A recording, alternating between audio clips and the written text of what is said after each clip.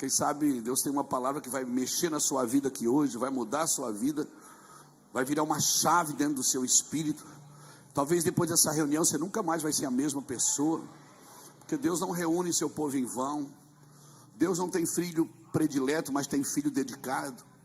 Então estende a mão para cá, me abençoa em nome de Jesus. Me abençoa com a sua vida, com a sua oração, com a sua voz. Isso, fala. Isso.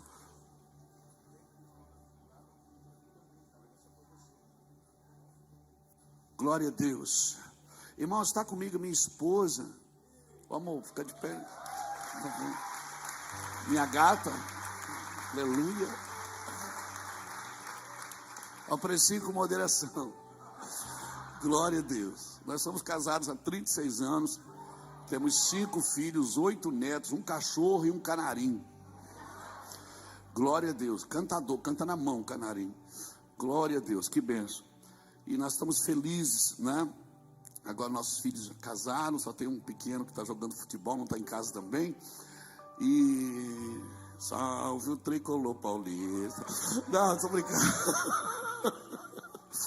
E a gente está só nós dois em casa, então a gente está viajando bastante juntos.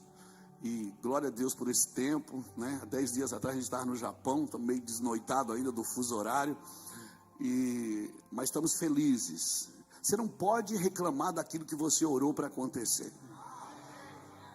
Se você orou para acontecer, meu filho, não reclama. Às vezes eu quero reclamar, às vezes eu digo, ela olha assim para mim, eu disse, ela disse, ei, Luiz Hermínio, que pedia, Deus me leva nas nações.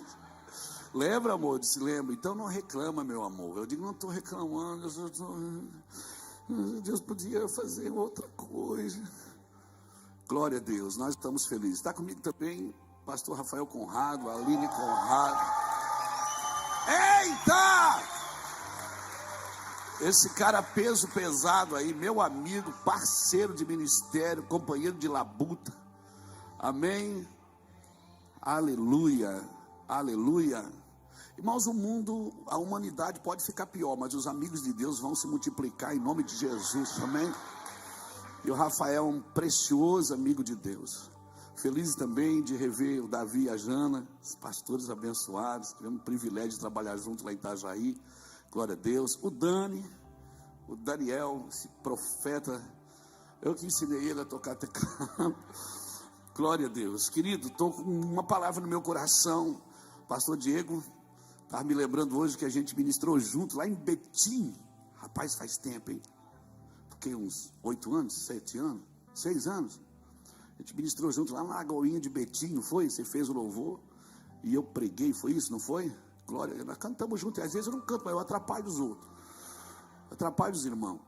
Glória a Deus. Depois que eu entendi que Jesus não gosta da música, ele gosta de mim, até eu canto, irmão. Glória a Deus. E eu queria muito ministrar uma palavra no seu coração. E eu não sei falar de outra coisa, a não ser de reino de Deus, de paternidade, dos 5 ministérios e de avivamento. Agora nós precisamos entender o que é avivamento. Avivamento não é a tampa voando, é o fundo caindo. Avivamento não é quando você sai alegre com o pregador, é quando você sai triste com você mesmo.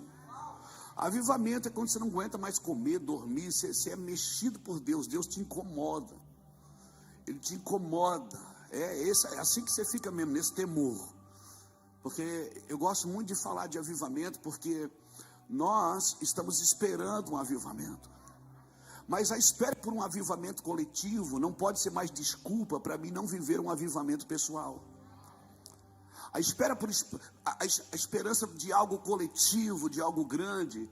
Eu não sei quanto a você, eu tenho 56 anos, ainda se tem 55, irmão, a gente está vivendo um avivamento na nossa casa, na nossa vida, com os nossos filhos.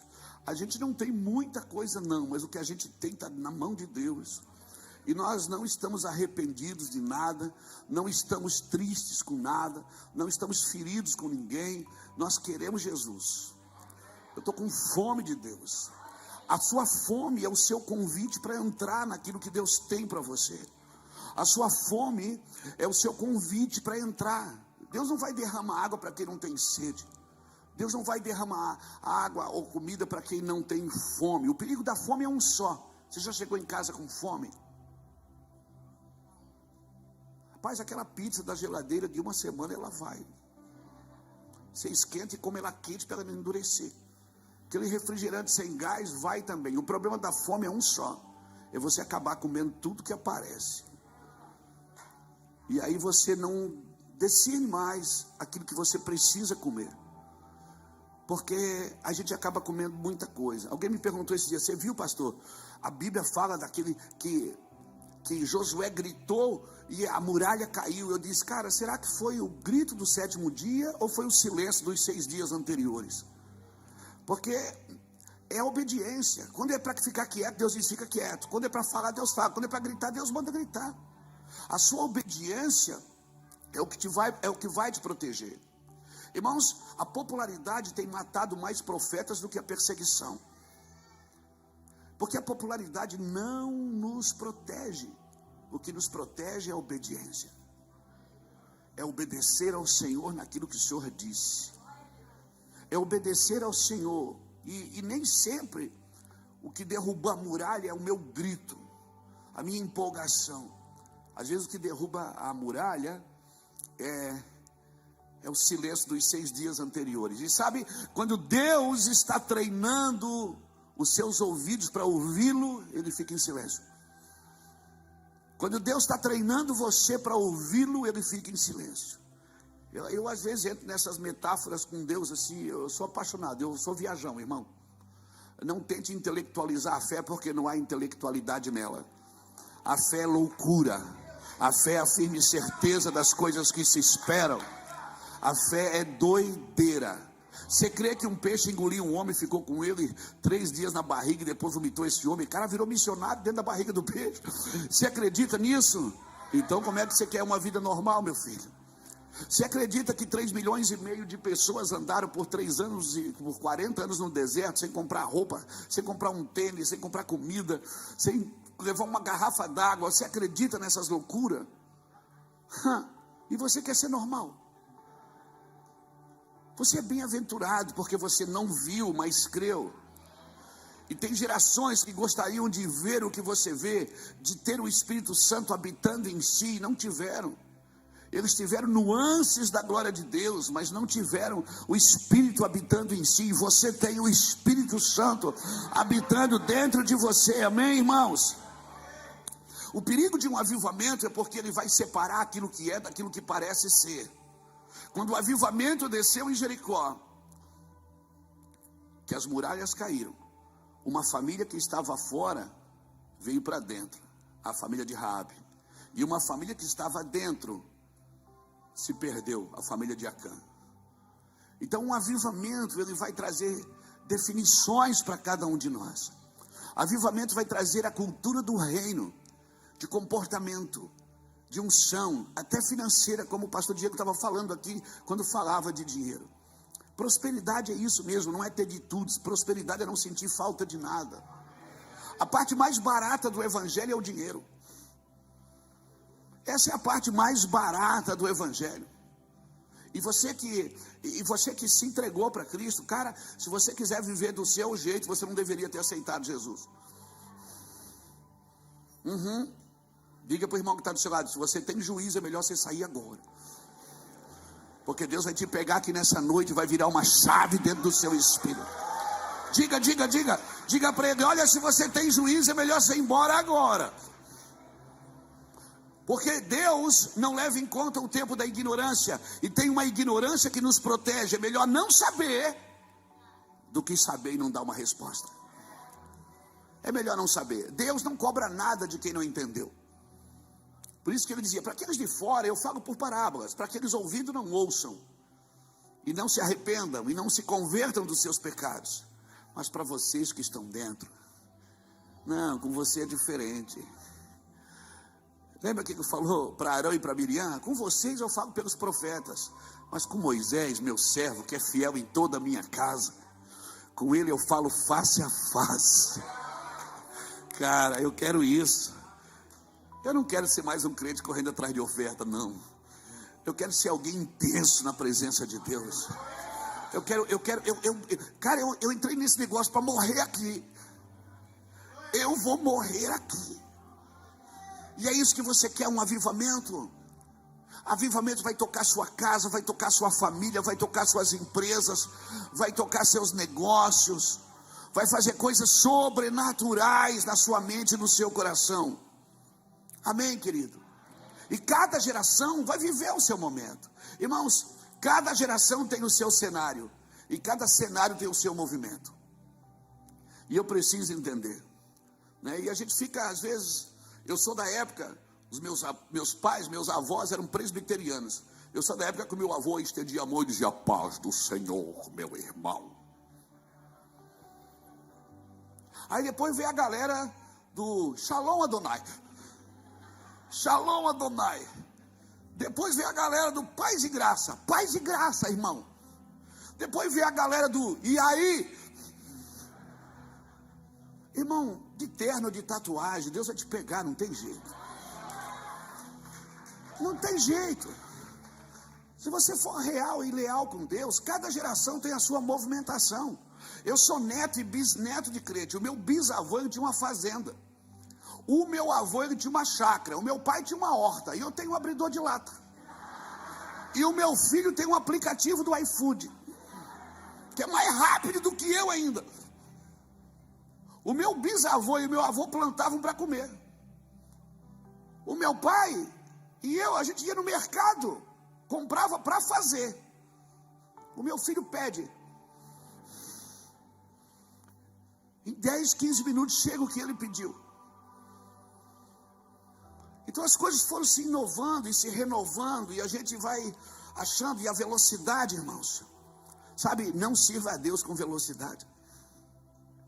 Não tenha pressa de sair da presença do Rei. A gente faz tudo com muita velocidade porque a vida está muito veloz. Mas, cara, desfruta. Relaxa, desfruta. Mas Deus está com pressa. Não, Deus não está com pressa. Pressa é defeito de quem está atrasado. Deus não está atrasado, Ele está na hora certa, no dia certo, para fazer a coisa certa, do jeito certo. Ele é Deus. Aleluia. Deus não está atrasado. No tempo certo Ele fez. Leva tempo para Deus fazer de repente. Leva tempo para Deus fazer de repente. Você faz a tua parte e de repente acontece algo que você fica, cara, foi assim, da noite para o dia. Foi, mas você estava preparado. Por que ele diz, santificai-vos hoje, porque amanhã eu farei maravilha no vosso meio? Por que ele disse isso? Não é que ele precisa da tua santificação para ele fazer. Ele vai fazer de qualquer jeito, porque está escrito, vai acontecer. O que ele está dizendo é santificar-vos. Ele está dizendo o seguinte: se santifica para quando eu fizer, você não ficar de fora, porque eu vou fazer. Mas se você não estiver preparado, vai passar por você e não vai te alcançar. Amém, irmãos? Então fica tranquilo. Pastor, mas eu não sei muita coisa. Não precisa saber muita coisa. Quem vai ver a Deus não são os inteligentes, são os puros. A fé não é burra, não. A fé é inteligente, mas ela não é intelectualizada. A fé é a firme certeza. E não dá para falar de avivamento sem gente maluca, acreditando em coisas malucas. Eu quero declarar, se prepare para ser impressionado por Deus nos próximos dias. Se prepare para acreditar em coisas que teus olhos não viram, teus ouvidos não ouviram e nem está no teu coração. Amém? Deus falou o que para Abraão? Vai para uma terra que eu te mostrarei. Abraão chegou na terra, tinha fome. Ele foi para onde? Ele foi para o Egito. Para Isaac, Deus já correu na frente e disse, não desça no Egito. Não desça. Mas para Jacó, Deus disse, vai para o Egito com teu filho. Então entenda, talvez o que Deus falou para a geração anterior não é a mesma coisa que Deus vai falar para você agora. Talvez você vai precisar ir no Egito. Se eu perguntasse para você, o que é mais espiritual? É ser pastor ou ser empresário? Aí você me diria, é ser pastor. E eu te pergunto, quem te deu essa empresa? Quem te deu esse negócio? Sabe o que torna as coisas espirituais nas suas mãos? É quem te entregou elas. É a fonte que te entregou.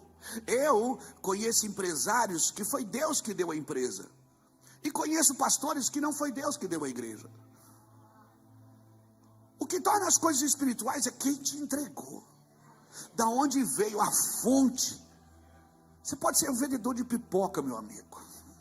Você vai ser o pipoqueiro mais ungido de Deerfield.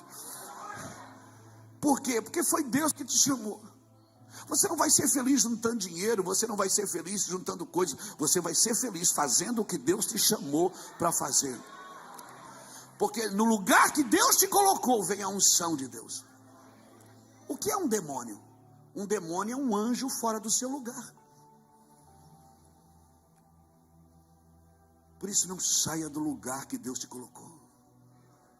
Não saia da geografia de Deus. Não saia do ambiente de Deus. No ambiente de Deus, é Deus quem paga a conta. No ambiente de Deus você não pesca, é o peixe que pula dentro da rede.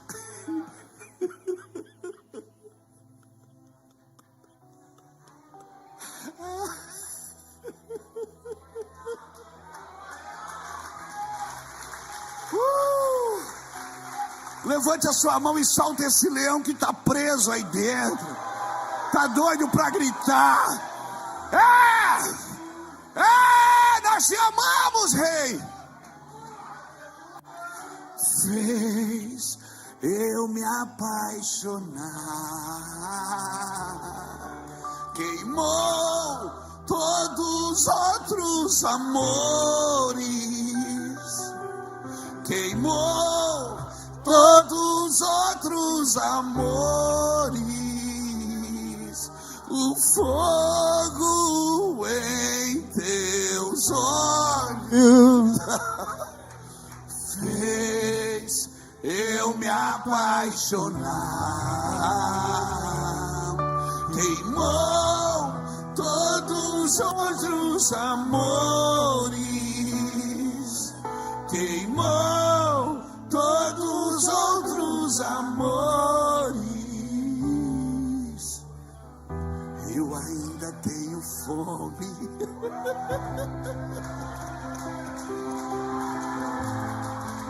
Pode me queimar. Pode me. Eu ainda tenho fome. Eu ainda tenho lenha. Pode me queimar. Pode me queimar. Eu ainda tenho fome. Eu ainda tenho lenha. Bota teclado aqui no retorno pra mim. Pode me queimar. Eu ainda tenho fome. Eu ainda tenho lenha. Pode me queimar. Pode me queimar. Eu ainda tenho fome. Eu ainda tenho lenha. Pode me queimar.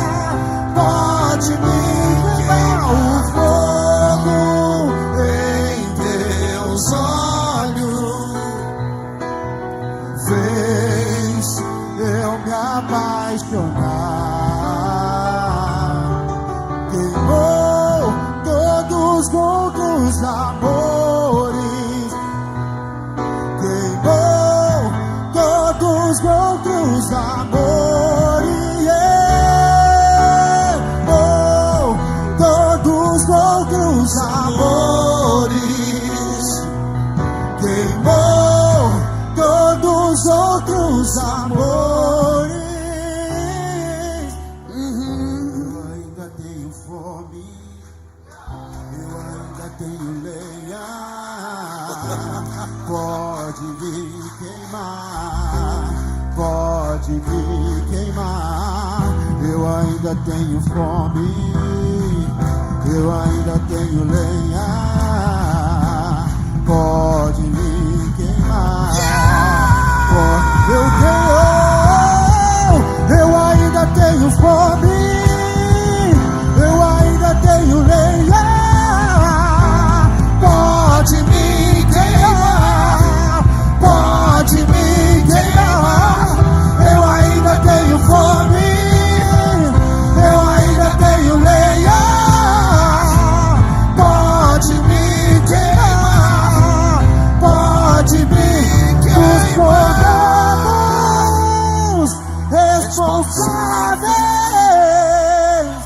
a chama não vai te apagar. Não vai apagar. Nos tornamos responsáveis. A chama não vai apagar. Ei, nos tornamos responsáveis. A chama não vai apagar. Nos tornamos responsáveis. A chama não vai apagar. Sim, eu me recuso a permitir que as pedras clamem no meu lugar. Eu me recuso. As pedras não vão clamar no nosso lugar. Senta aí que o voo foi cancelado.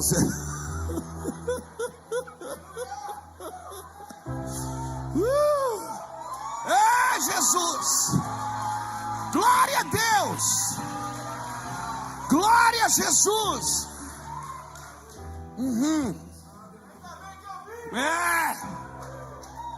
Sou doido de perder. Aleluia. Sabe qual é a nossa dificuldade, irmãos? É continuar ouvindo Deus. A gente ouviu a Deus uma vez e planejou a nossa vida a partir daquilo. Glória a Deus, valeu, tá certo. Mas Deus continua falando. Deus continua falando. Deus fala para Abraão: mata teu filho, teu único filho, aquele que tu amas. Abraão pega o menino, pega o cutelo, pega o fogo, põe a lenha sobre o menino e leva. Isso para mim é avivamento.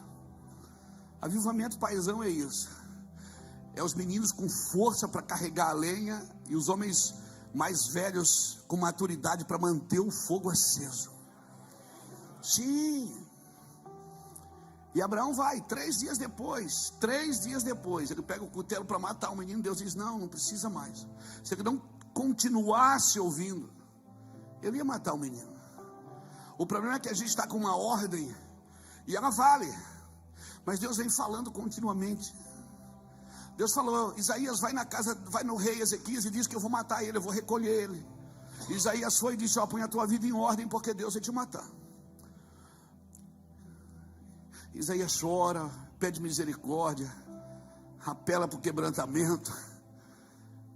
Isaías está saindo, Deus vai lá e diz: ô Isaías, vai lá e diz para ele que eu vou dar mais 15 anos, volta lá. Isaías não tinha nem saído do palácio, irmãos. Sabe, o problema é esse: a gente ouviu de um jeito, se moveu de um jeito, e agora Deus está dizendo: não é mais assim. O que te trouxe até aqui não é mais suficiente para te levar até onde eu desejo. O que te trouxe até aqui foi uma ordem. Irmãos, não crie falsas linhas de chegada, porque Deus ainda não disse basta. Deus ainda não disse está consumado. Jesus ainda não disse. Quando chamaram Jesus de bom, disseram: bom mestre. Ele disse: por que você me chama de bom? Bom é só um que está no céu. Por que Jesus não se permitiu chamar de bom? Porque ele ainda não tinha chego na cruz, ele ainda não tinha morrido na cruz, ele ainda não tinha consumado. E para Deus só é bom o que termina bem, não é o que começa bem. Para Deus é bom o que termina bem, não é o que começa. Por isso ninguém é bom e ninguém é ruim até que termine. Deus pode dizer que é bom, por quê? Porque Ele já terminou a sua obra, Ele faz o fim desde o começo. Jesus já terminou a sua obra. O Espírito Santo está terminando a sua obra, revelando Cristo para a igreja. Mas eu e você ainda não terminamos. Por isso não é eu que defino quem é bom e quem é ruim. Por quê? Porque não chegou no fim. No fim todas as coisas vão para o seu lugar. No fim todas as coisas vão encontrar o lugar delas na sua vida. Mas não chegamos ainda. Deus fazia uma coisa e dizia: e viu Deus que era bom. Ele construía algo e dizia: e viu Deus que era bom. Era no fim do dia que Deus dizia que era bom, não era no começo do dia. Porque para Deus, na concepção celestial, bom é o que termina bem, não é o que começa bem. Então, no seu caminho você vai ver muita coisa começando boa e terminando mal. E você vai ver muita coisa começando mal, mas terminando bem. Então ninguém é bom e ninguém é ruim. Quando você chegar na eternidade, você vai ter 3 surpresas, pelo menos, irmão. Pelo menos 3 surpresas você vai ter. Eu espero. Primeiro você vai dizer assim: cara, quem eu pensava que estaria aqui, não está. A segunda você vai dizer: meu Deus, quem eu pensava que não estaria, está. E a terceira você vai dizer: eu estou. Uau, eu consegui.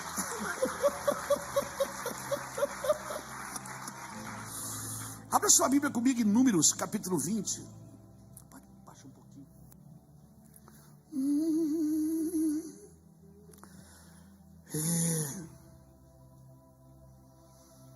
Jesus.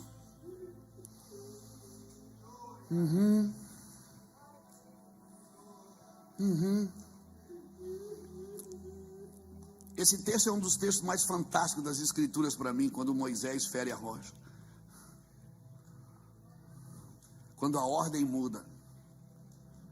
Você passa 40 anos ferindo a rocha. E aí um dia Deus diz: não é mais assim. E aí? E aí, mano? Você faz o que você está acostumado a fazer ou entra naquilo que Deus tem novo para você?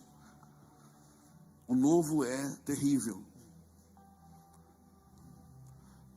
Porque a gente gosta da segurança, e quem bebe o novo diz que o velho é melhor. Por quê? Porque o velho é seguro. A gente tem medo de novas situações, de novas ideias, de novas cidades. A gente tem medo de tudo novo. O novo nos assusta. E não deveria, porque Deus diz: eis que faço nova todas as coisas, né? E tudo se fez novo.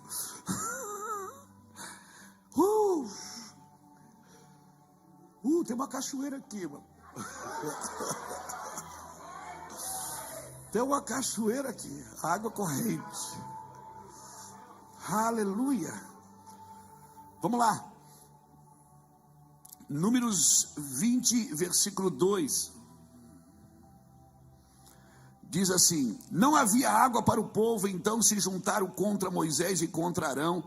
E o povo contendeu com Moisés e disseram: antes tivéssemos perecido quando inspiraram nossos irmãos perante o Senhor, por que nos trouxeste a congregação do Senhor a este deserto para morrermos aí, nós e nossos animais? E por que não nos fizeste subir do Egito para nos trazer a este mau lugar, que não é de cereais, nem de figos, nem de vides, nem de romãs, nem de água para beber?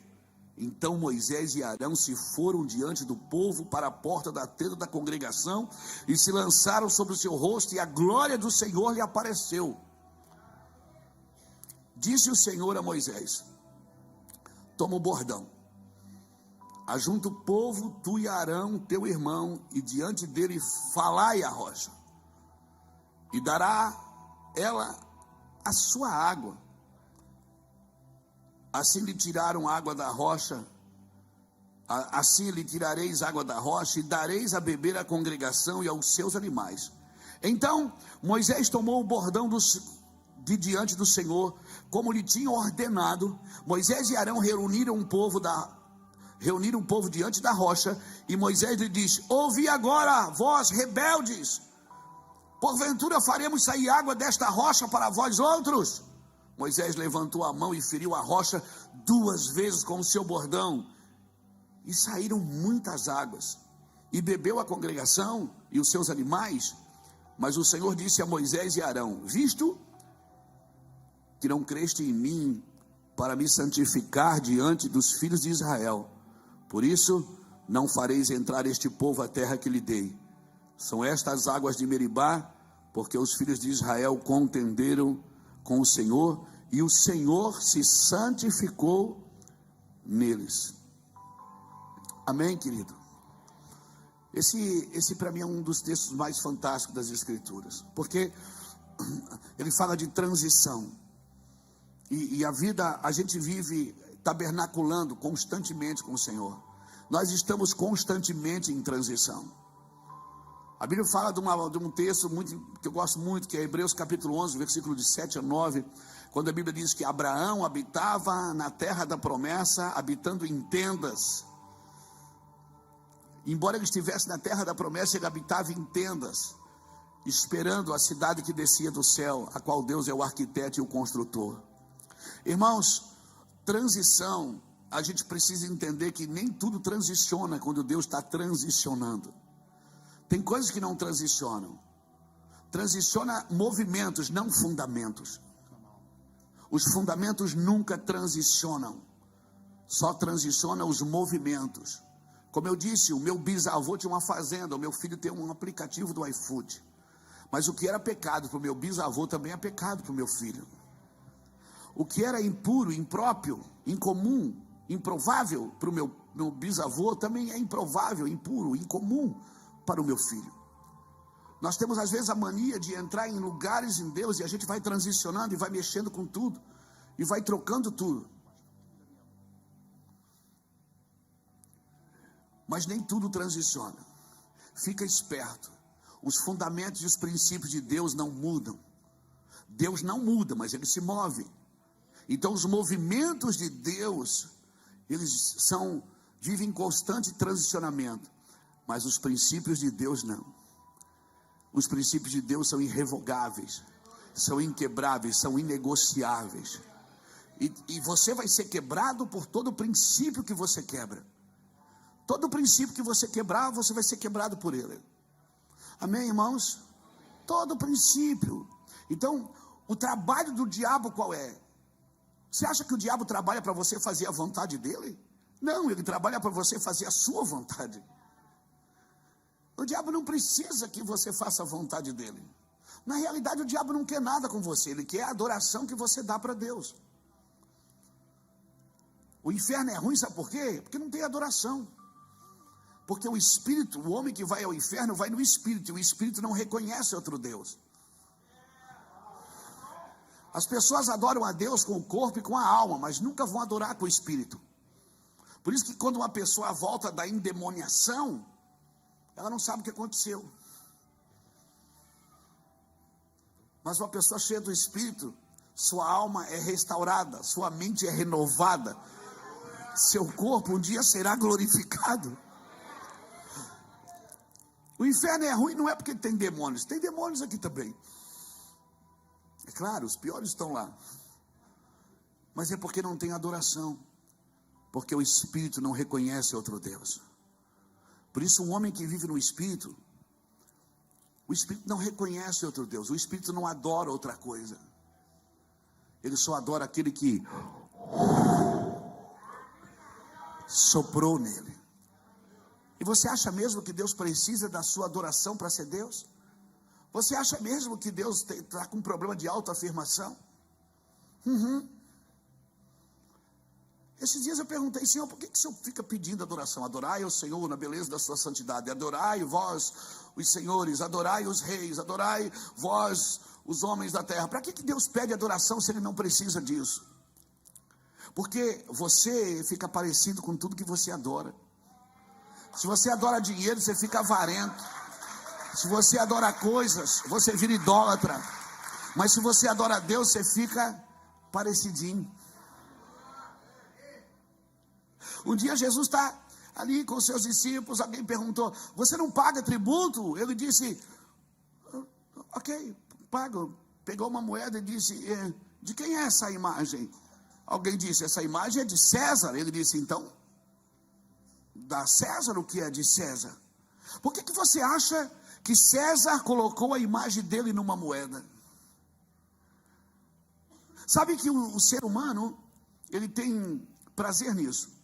Você sempre vai associar a sua imagem àquilo que é importante para você. Quando César colocou a imagem no dinheiro, ele estava dizendo o quê? Dinheiro é importante para mim. E por que você acha que Deus associou a imagem dele a você?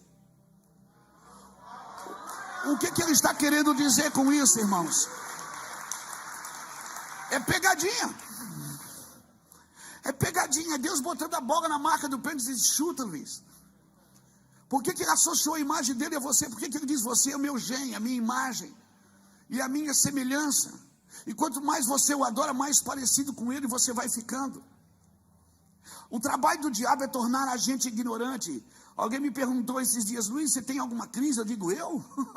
Eu tenho uma crise a cada 10 minutos, irmão. Não é uma crise de identidade, eu sei quem eu sou em Deus. Não é a crise no casamento, não é crise com os meus filhos, não é crise financeira.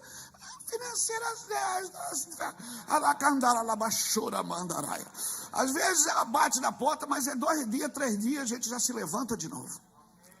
Por quê? Porque o dinheiro não tem poder de me mover, de me parar. Por quê? Porque ele não me move. Só tem poder de te parar aquilo que te move. Se é o dinheiro que te move, quando você não tem, você para. Eu já fiz de avião, já fui de bicicleta, eu já fui de carro, já fui de carona, já fui de moto. Quando eu não tinha dinheiro para pagar passagem aérea, eu ia de carro. Quando eu não tinha carro, sempre tinha um irmão querido. E quando eu não tinha um irmão querido, tinha um ônibus. Eu nunca deixei de fazer, irmãos. O problema da obra de Deus nunca foi a falta de dinheiro, sempre foi o pecado. Sempre foi o pecado, porque a gente faz, a gente dá um jeito, a gente vai para cima, a gente põe a mão, amém, irmãos? Quando eu comecei a pregar ao redor da minha casa, ali, assim, irmãos, 30 pessoas, 20. E nas casas de recuperação, pregava para os meninos, eles não entendiam nada, mas davam glória. À medida que a unção foi aumentando, o povo também foi aumentando. Amém? Deus não aumenta a unção porque aumentou o povo. Deus traz mais o povo por causa da unção. Por isso, seja livre de pessoas. Sabe como que eu consigo servir vocês? Quando eu sou livre de você. Paulo diz em 1 Coríntios 9:19, embora eu sendo livre de todos, me faço servo de todos. Sabe quando é que eu consigo me fazer servo de alguém? Quando eu sou livre da opinião dela. Porque senão eu só vou servir quem me elogia. Eu nunca vou servir quem me critica, quem me ataca. Não, você tem que ser livre da expectativa das pessoas. Amém? Livre delas, e aí você consegue servi-las. Um dia Deus me falou, você faz culto para pessoas, Luiz. Eu digo, não, eu faço para você, Deus. Eu disse, então por que você espera as pessoas chegarem primeiro para me adorar? Por que você só adora quando tem gente? Por que você não adora sozinho num quarto? Aí eu percebi, irmão, que eu não era crente. E eu comecei a adorar sozinho no quarto, cantando. Fechava a cortina para ninguém ver. E dançava, e pulava, e cantava sozinho. Só eu e Deus. Fazia música. Nunca vou gravar o CD, mas eu fazia as músicas, falava as poesias, escrevia. Aí eu entendi o que era adorar. E aí quando eu chegava diante das pessoas, não precisava fazer nada. Não precisava inventar nada. Era só queimar, irmãos. Era só queimar. E eu não ia no secreto para ver Deus. Eu ia para Deus me ver, porque é o Senhor que vem em secreto, não sou eu. Quando eu jejuava em secreto, porque Deus vem em secreto. Quando eu adorava em secreto, porque o Senhor que vem em secreto. Quando orar, fecha a porta, porque é o Senhor que vê. Então eu não ia para o secreto para ver Deus, eu ia para Ele me ver. Porque eu não vejo Deus no secreto, eu vejo Deus no próximo. Então, irmãos, alguém me perguntou, você tem crise? Eu digo, tenho. E qual é? Minha crise não é por aquilo que eu não sei, mas por aquilo que eu já entendi e não tenho coração suficiente para fazer. A minha crise é achar homens e mulheres que queiram fazer alguma coisa sem esperar nada em troca disso. Talvez, eu não sei se essa é a minha crise ou a crise de Deus, mas, cara, a minha crise é porque eu já entendi algumas coisas, entende? E eu preciso dar uma resposta para isso. E às vezes eu não acho no meu peito um coração adequado para dar uma resposta para aquilo que a minha mente já entendeu. Entenda o que eu estou falando. Uma coisa é Deus usar você para o outro. Irmãos, Elias foi o cara que orou e veio fogo, veio trovão, veio chuva.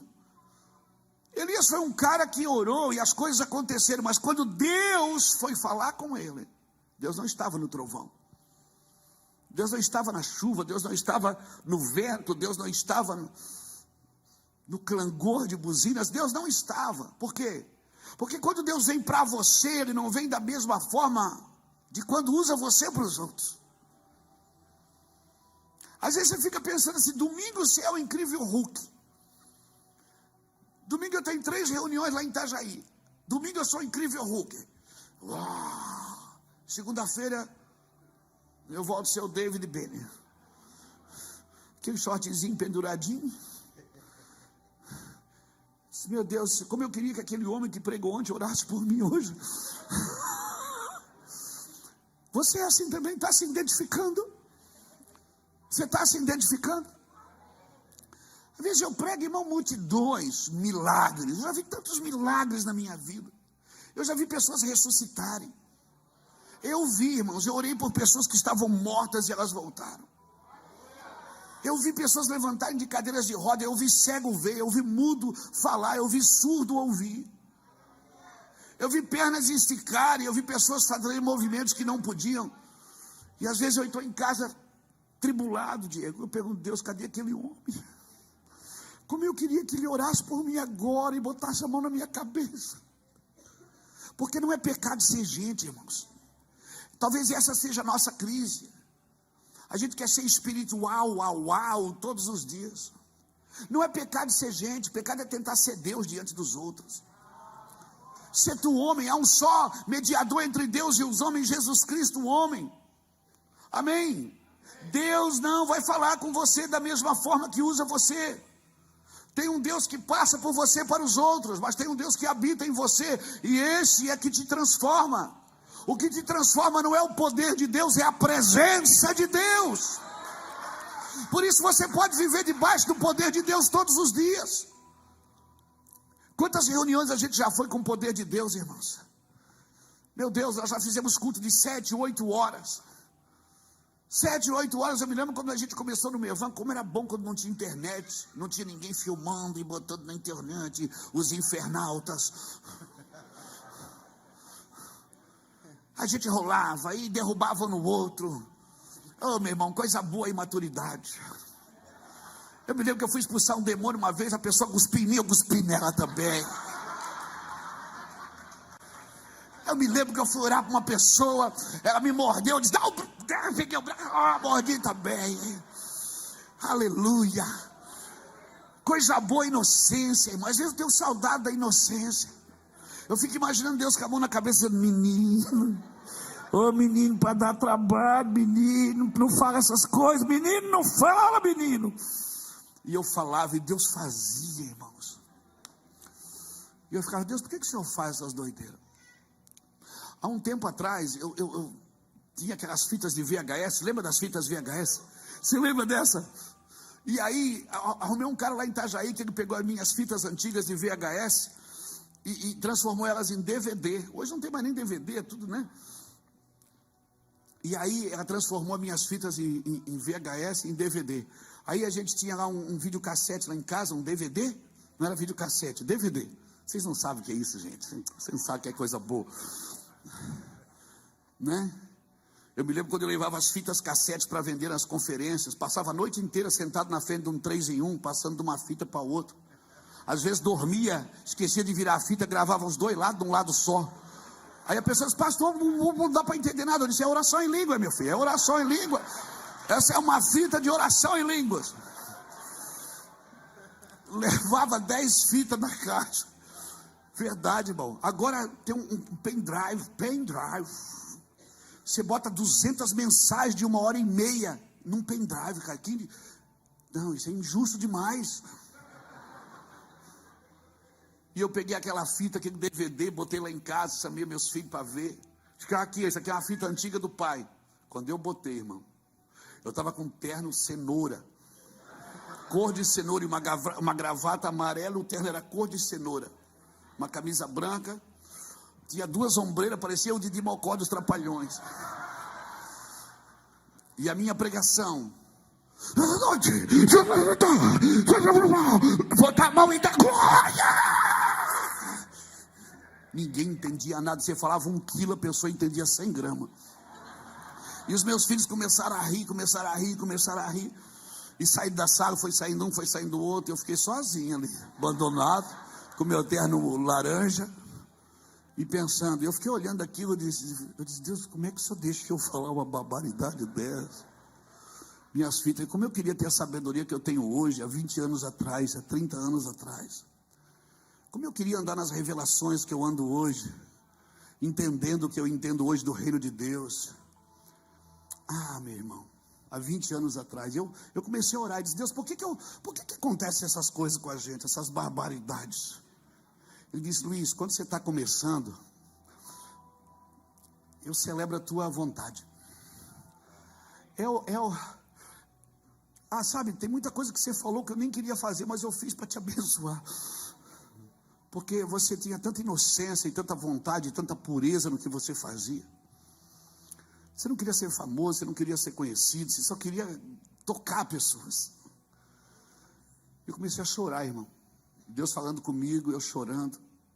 Ele disse, quando eu comecei com você, eu celebro a tua vontade. E eu queria mostrar para todo mundo que eu estava contigo. Só que agora, Luiz, agora você não pode mais ferir a rocha. Porque agora não sou eu que vou mostrar para o mundo que eu estou contigo. É você que vai mostrar para o mundo que você está comigo. Então você não pode mais falar o que você falava aqui. Não pode mais pensar desse jeito. Sua roupa vai ter que mudar, filho. Sua forma de fazer vai ter que mudar. A sua religião não me importa. Eu não sou religioso, Luiz. Eu sou santo. Eu sou santo. Tem gente que pensa que Deus é evangélico, irmão. Que Deus aceitou Jesus e veio congregar na igreja da gente. É verdade. Deus agora aceitou Jesus. Deus é evangélico. Irmão, Deus não é evangélico. Ele é santo. Deus ama toda a terra. Deus amou o quê? O mundo. Sabe aquelas pessoas que você não gosta? Sabe? Essa que você pensou nela agora? Deus quer salvar elas também. Deus quer tocar a vida delas também. E se você não gosta, é problema seu. Deus não tem problema com ninguém. Deus não tem problema nem com o diabo. Porque até o diabo é o diabo de Deus. Ele só faz o que Deus deixa. O diabo tem autoridade, mas não tem autorização. Ele não tem autorização. Mas ele tem autoridade, tem. Claro que ele tem. Deus não é injusto nem com o diabo. Mas o diabo não tem autorização. Ele só faz o que Deus permite ou o que você permite. Porque a chave também está na sua mão. Entenda isso. Então aquele dia mudou minha vida. E foi naquele dia que eu entendi o que eu estou pregando para você agora. Irmão, nós não vamos expulsar demônios gritando. Gritando nós podemos até expulsar demônios, mas nós só vamos expulsar demônios obedecendo. Principado só sai na obediência. Nós não podemos entrar em guerras com as trevas estando em trevas. Principado não sai, não adianta você dizer, sai, não sai. Sabe quando o principado sai? Quando existe alguém obedecendo numa medida alta em Deus. Essa capetada miúda aí que a gente expulsa na igreja, sabe? Essa sai até gritando, cuspindo, mordendo. Essa sai com água ungida, com óleo ungido, com homem ungido. Mas principado, eu estou falando de guerras e de alto nível. Essa não sai gritando, essa só sai obedecendo. E essa luta tem horário marcado, armas específicas, lugares específicos. E nós não podemos lutar em trevas estando em trevas. Amém, irmãos?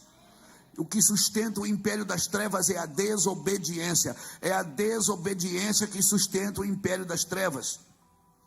Por isso eu sempre digo, se você queria viver do seu jeito, por que você entrou no Evangelho? Porque o Evangelho não tem mais vida, não tem mais saída para você. Não tem plano B. Deus não olhou para você um dia e disse, eu vou fazer isso com o João. Se não der certo, eu faço aquilo. Não. Deus não improvisa, meu irmão. Deus não improvisa. Deus não tem plano B, Ele só tem o plano A. Amém? Deus tem um plano original. E se você sai do plano original, e aí? Deus cria um plano adicional com o objetivo de trazer de volta para o plano original. Deus não vai dando jeitinho no caminho. Efésios 1:4 diz que Ele me elegeu nele antes da fundação do mundo.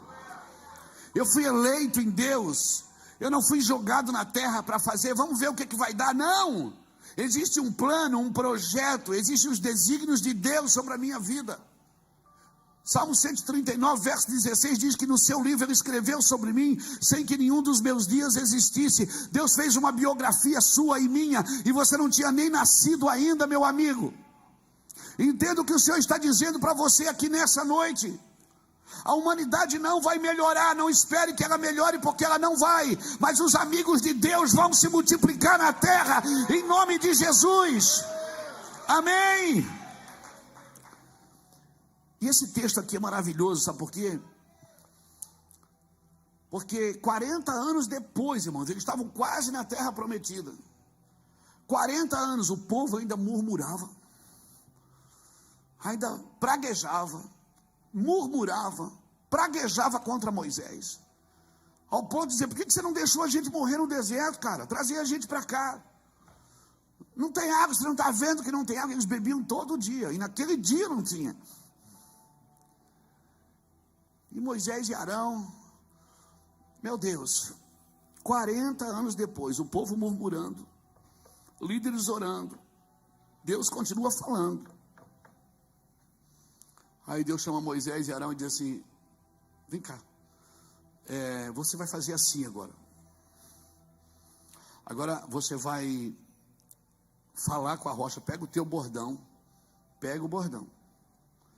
Na ordem anterior é pega o bordão e fere a rocha. Só que a ordem agora mudou: pega o bordão e fala com a rocha. Querido, você não tropeça em galhos de árvore, você tropeça em toquinhos no chão. Você não tropeça em montanhas, você tropeça em pedrinhas. São os pequenos detalhes, as letras miúdas do contrato que você não leu. Sabe, tem os princípios de Deus, irmãos, que eles são irrevogáveis. Então Deus diz assim: Moisés, agora você pega o bordão e fala com a rocha, e eu vou dar água para o povo. Aí Moisés pega: tá bom, Deus, vou fazer isso. Obrigado, Senhor. Ele para na frente da rocha, chama Arão, para na frente do povo, olha para o povo e diz: seus rebeldes, vocês querem água? Deus mandou chamar alguém de rebelde? Hein? Hã? Deus mandou falar mal do povo para alguém? Deus mandou ele vir e dizer para o povo o que eles eram? Seus rebeldes, vocês querem água? Vocês pensam o quê? Querem voltar para o Egito, seus miseráveis? Seus crentes de meia tigela. Deus mandou fazer isso, irmãos? Por que a gente não faz só o que Deus mandou? Aí Moisés xingou o povo, mas xingou pesado. Seus rebeldes, casa rebelde, vocês querem água? E já aí pronto. Na ira contra o povo, ele já esqueceu o que Deus disse. Pega o bordão e tá, 2 vezes. Que não era normal, era só uma. A lei de desobedecer, ele vai além. E o pior, funciona. Esse é o problema da gente. E muitas vezes a gente está fazendo a coisa errada e está funcionando. E a gente diz: Deus está comigo. E Deus diz: não estou não. Eu não mandei fazer assim. Mas está funcionando, mas não mandei fazer isso. Mas o senhor não viu aqui que está dando certo? Tá, mas não foi isso que eu disse. Você está me entendendo, irmãos? Você está me entendendo? Avivamento, querido, é você estar alinhado com o propósito de Deus. Espera, não arrombe portas que ainda não foram abertas. Nós estamos orando por chuvas e caminhando sobre poços entulhados. E Deus dizendo: desentulhe esses poços aí que eu te entreguei. E a gente está dizendo: vem uma chuva de avivamento. E Deus está dizendo: desentulhe os poços. Desentulhe os poços, vai para cima, faz a sua parte. Irmãos, Deus não mandou chamar o povo de rebelde. E o povo, Deus sabia que o povo era rebelde ou não sabia? Sabia. E se Deus quiser dar água para eles, o que é que você tem com isso? E se Deus quiser abençoar pessoas que você não gosta, e se Deus quiser salvar o cara que te traiu, que te enganou, que mentiu, que roubou a sua empresa, Ele está falando.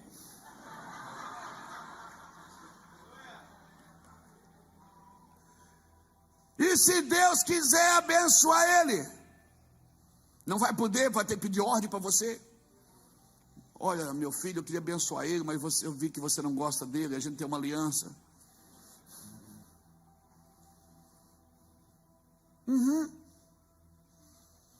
E aí? E se Deus quiser dar? E se Deus disser assim, eu vou abençoar eles, o que é que você vai fazer? Bom, nós estamos no Brasil, eu estou lá. Você está aqui de boa, meu filho. Você não sabe o que é derrota. Eu estou lá no Brasil, estou nas igrejas todos os dias. Pastor, mas o Brasil está difícil. Irmão, no tempo difícil nascem os homens criativos. Nos dias difíceis é que nascem as pessoas criativas. O caos, ele é a pedagogia de Deus. Quando o faraó mandou matar os meninos, nasceu um libertador. Quando Herodes mandou matar os meninos, nasceu outro libertador. E o pior, o faraó procurou o menino para matar e não encontrou. Por quê? Porque Deus escondeu o menino na casa de faraó. Se Deus não é gente, Ele tem um senso de humor maravilhoso. Ah, você quer matar o meu menino? Você vai criar ele para mim para aprender. Deus escondeu o menino na casa do faraó. E o faraó dizendo, procura o menino. E a mãe do menino, com o menino no colo, a filha de faraó dizendo, é verdade, tem que achar o menino. A Bíblia diz que ele zomba dos seus inimigos. O Senhor se ri dele, Salmo 2. Não subestime a glória de Deus. Se Deus disse, eu vou abençoar, abençoa, meu filho. Não é você que decide quem pode beber água e quem não pode. Não é você que decide quem senta na mesa e quem não senta. E se o Senhor quiser dar, e se o Senhor quiser fazer. Sabe aquela pessoa que não presta? E se o Senhor quiser te usar para ela? Aquela que pisou na bola com você feio, e Deus diz, dá água para ela. Você vai dizer, não acredito que o Senhor está me humilhando, tá?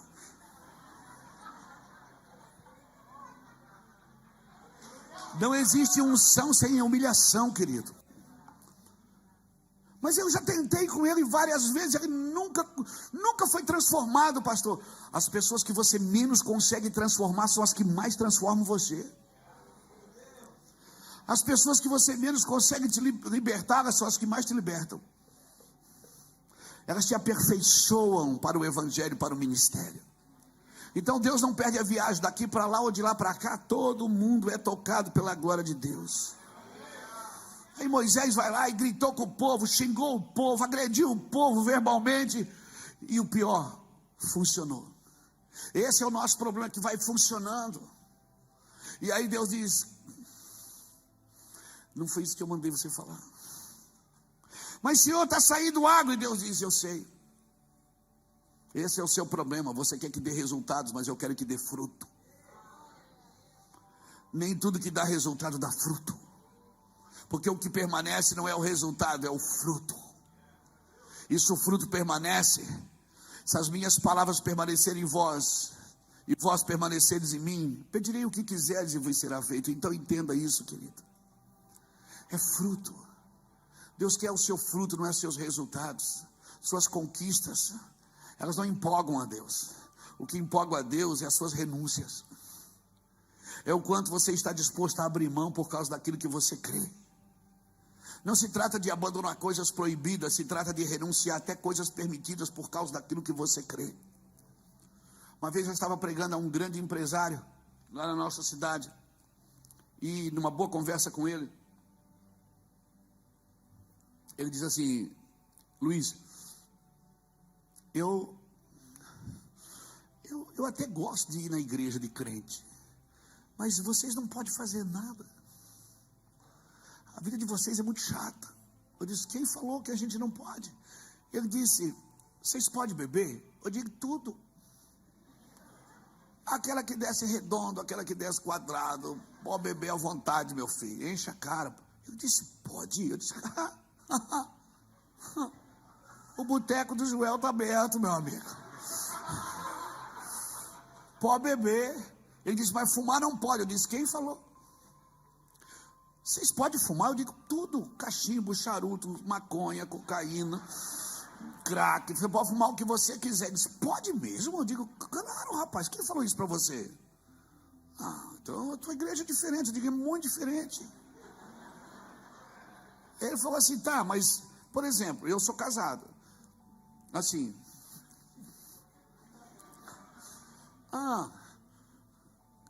Crente pode prestar serviço sem nota? Crente pode pular a cerca? Eu digo: pode pular a cerca, o muro, o alambrado. Eu disse: cara, eu não entendo vocês. Se pode tudo isso, por que vocês não fazem? Ele disse: porque nós não queremos. Porque nós fizemos uma escolha. Nós queremos servir a Cristo. Eu não estou aqui com anzol no nariz. Jesus não me puxou pelo um cabresto. Ele até me diz: não sejais como um cavalo e nem como uma mula, que precisam de cabresto, senão não virão a ti. Mas eu te instruir-te-ei o caminho que tu deves seguir, guiar-te-ei com os meus olhos. Deus não quer ninguém obrigado. Amor obrigado é estupro, meu amigo. Deus não quer seu dinheiro obrigado. Deus não quer sua vida aqui obrigada. Você que veio obrigado, por favor, vá embora. Você tem que querer isso. Isso tem que custar a sua vida, tem que custar lágrimas. Só que as decisões que você fizer hoje vão afetar para sempre o destino dos seus filhos, o destino dos seus netos, o destino das próximas gerações. Todas as decisões que você fizer hoje. E não é fácil, não. Não é fácil. Ser crente Nutella é fácil. Ser crente raiz não, mano. Por quê? Porque as exigências de Deus são para os íntimos. Quanto mais íntimo você for de Deus, mais exigência vai ser. Você vai dizer: mas pastor, mas todo mundo pode, por que eu não? Porque você é diferente. Você imagina, Sansão chegava em casa: mãe, os meninos tudo tem o cabelo curto, por que eu tenho que ter esse cabelão? A mãe diz: meu filho, você não sabe, mamãe não podia ter filho. O céu falou com a gente. O céu nos deu você. Você é diferente, meu filho. Você é diferente. Por que é tão difícil ser radical com Deus? Por que é mais fácil ser radical com os outros e tolerante com a gente, quando a gente deveria ser radical conosco e ser tolerante com os outros? Não tem um relógio para a gente saber que horas... tá lá. Aleluia, irmão. Não, já vou terminar. Vai ter janta depois, né, irmão? Glória a Deus. Aleluia. Aleluia. Então, e aí, irmão? Funcionou. Todo mundo bebeu, todo mundo saiu feliz. Aí Moisés vem. Aleluia, né, Deus? Deu tudo certo. E Deus diz: pois é, rapaz. Por que você não me santificou diante do povo?